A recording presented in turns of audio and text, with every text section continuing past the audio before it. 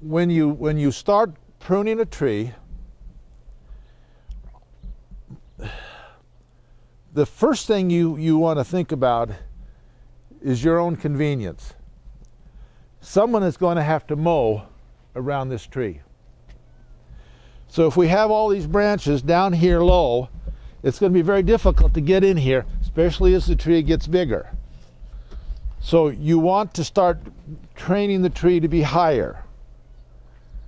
Now, if this was my tree at home, I would take everything below here off. But I'm pretty sure if I did that now, I would probably get ran out of town on a rail. I don't know. If I was pruning myself, I'd start right off and at least cut these two off, because they are, like I say, they are on the road the more. Yeah. I don't know that I'd go that high, but if that's what you think should be done, go ahead. Okay. Go ahead and trim it like you would like it pruned, because it hasn't been pruned and it needs to be pruned. And as long as it's your tree. No, you just do whatever you think ought to be done. That's fine with me. Okay. So the trunk itself will not come up any higher? No. So that bottom limb will never raise? That bottom limb is that's set in concrete. So if it's in the way, it's got to come off. Then talk about how you're cutting that. Where? Okay. Like the collarette thing? Yeah, let me a second here. You want some bigger shears? Sure. You sure got bigger shears in the car, haven't you? No. Do you want some bigger shears? I normally use a saw, but if you have a bigger shear, I'll use it. You see how this branch is going up and this branch is coming out, and how it's a tight fork. There's not a lot of space between this angle. If this was in the apple tree, as those branches grow, they grow together and they will trap bark in that angle, in that joint. That makes a very weak joint. You get a fruit crop on there, a little bit of wind, that branch will break off and strip down and you've probably seen trees that have done that. Okay, I was looking for something on this that has that real tight angle, and there isn't one.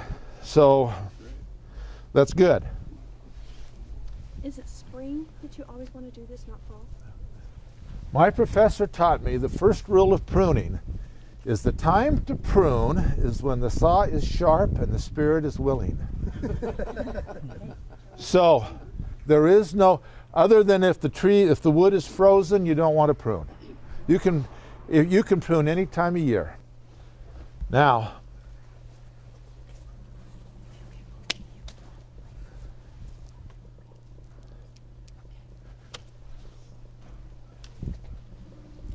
what we want to end up with is 8 branches on this tree that are coming out with good angles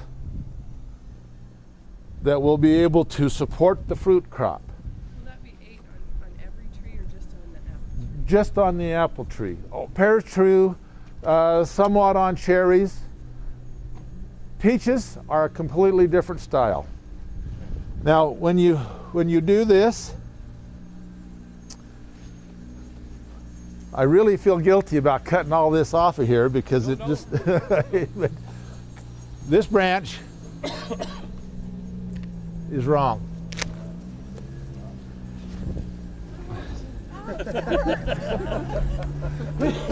You know, it's interesting.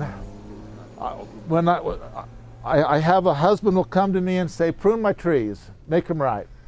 So I go out and I'm just chopping on them. And I'm just about done, and the wife gets home, and she comes out, "You killed my tree!" No, I'm not killing the tree. Okay. It works really well if it's been a long, hard day at work to come home and prune, but maybe you do a little bit too, I find I do a little bit too much on those days, but it's great therapy. It is. Now, we've got 2 branches here that are opposite each other. And we've almost got 2 branches here that are opposite of each other. If we go up to this one, then this one, now we can make this work.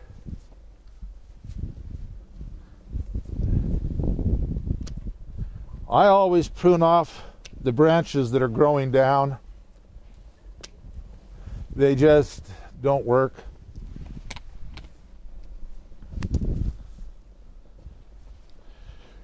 Do you have a paint stirrer? Stick to stir paint? Okay, so we're going to make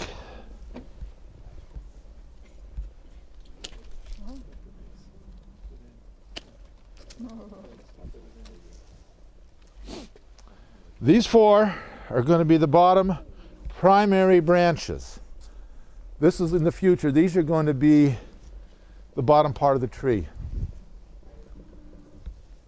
Now, is this one that you're going to keep here, or? For now, I'm just going to leave that. Okay. I leave that just because something, a grandkid might come along, a neighbor kid might come along and grab this and break it off. Okay. So you don't want to cut off everything. Okay. Yeah, I believe in just in case. Now, we need another set of branches. We got the 4 for the bottom, we need the next set, and we want them to split the difference, okay, between these two. Do something like this for us? That would be fine. Okay. You can trim it down whatever you need.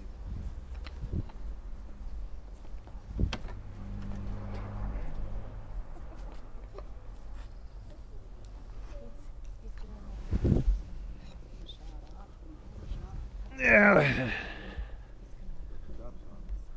I've got lots of saws in here. Okay, that tells you where to, and if you could saw a little notch on each end.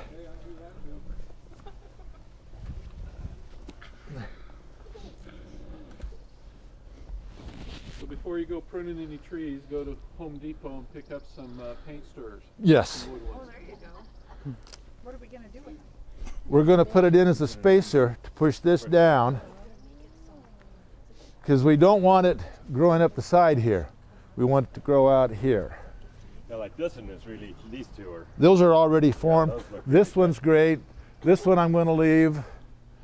I wish this one was over here, but it's not, but I'm going to leave it anyway because there's so much distance here.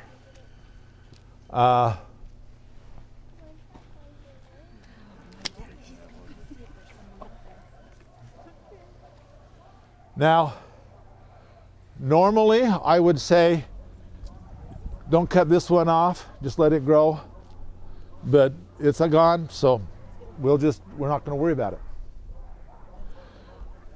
The idea is we're going to end up here with 4 major branches coming out. Yep, he said there was no one out there. Oh, did you? I think I'm Okay. guessing you wanted the other. The shorter. Oh, I'm sorry. I'm sorry. Okay, I can do that. Those 4 branches will become the main scaffold to bear the fruit crop. Then you'll have secondary branches. Your secondary branches, you want them going to the side or out. You don't want to come back in. They're coming back in. Just fill up the center and don't let the sun into the tree. And you just want to open the tree up so the air can move through it, the sun can move through it, and it just. Any questions? So the bottom you're leaving as is, but the top you're opening up. Yes. Is that what you just said? Yeah. Well, even on the bottom, any branches that were growing into the tree. Oh, that's what you mean. Okay, now, yeah, we take those out. So we don't want branches coming in and crossing. If a branch comes in here and crosses here, in the storm they'll start rubbing on each other, and the bark gets wore off, and you get big sores, and it causes problems. Now, for future reference, on an apple tree, if everybody will just come and step in here for just a second, that's a flower bud.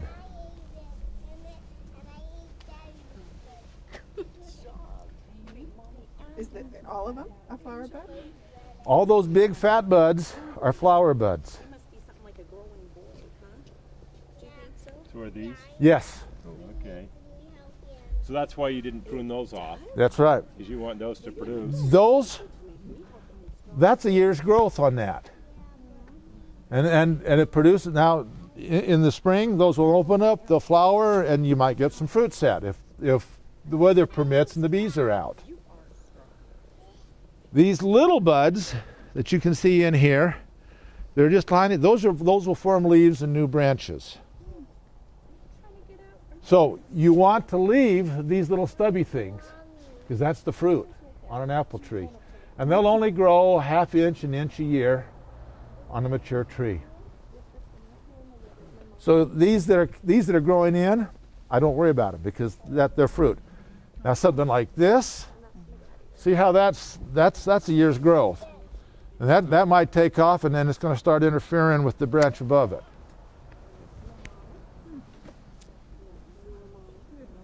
Did you ever paint I was reading about the heat and cracking bark. Okay. On a brand new, when you plant a shade tree or a fruit tree the first year,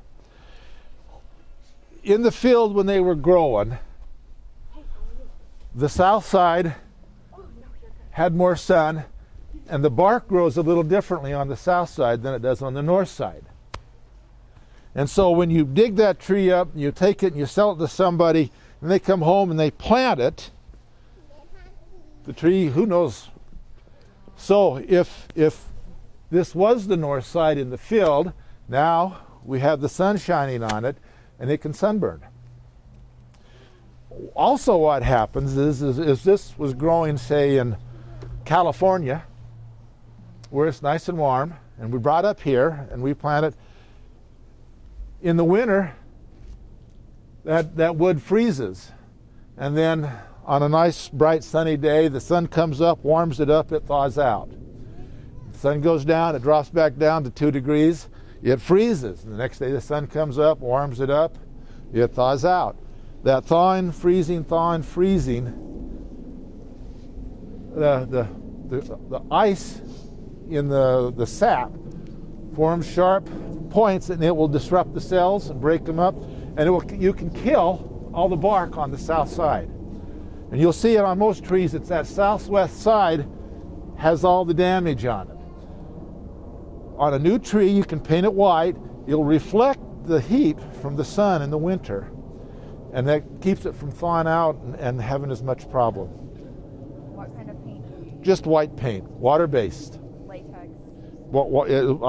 I'm not a painter, so I wouldn't. Just as long as it's water-based, not an oil base. Okay. Is it better to paint it or wrap it? I would probably wrap it. You see how we put this in here? It lodges up against that one, so it's not going to slide. It's holding that down so that the growth's going to come out. The wind can blow like crazy, and that's not going to go anywhere. So back to so you're just worried about the main trunk as far as the winter and wrapping it and stuff Yes. like that. How far up do you wrap it? Just up to the Up first? to the first branch. Okay. Just Tree wrap? tree wrap. They have paper they make. It's about just brown paper. All it does is just keep the sun off the trunk, so that it. Your trunk is Pseudo-bark. splitting. Yeah. Mine are splitting. I don't know from the growth. Okay. Now, does the bark flake off? No, I haven't noticed that. Okay. Now. It's a maple. Okay. Yeah. They're stretch marks. For any of you ladies who had children, they're stretch marks, Got it. and that's just the way they do, and they split as it grows because that bark is dead. It can't expand with the tree, and so it's not a problem.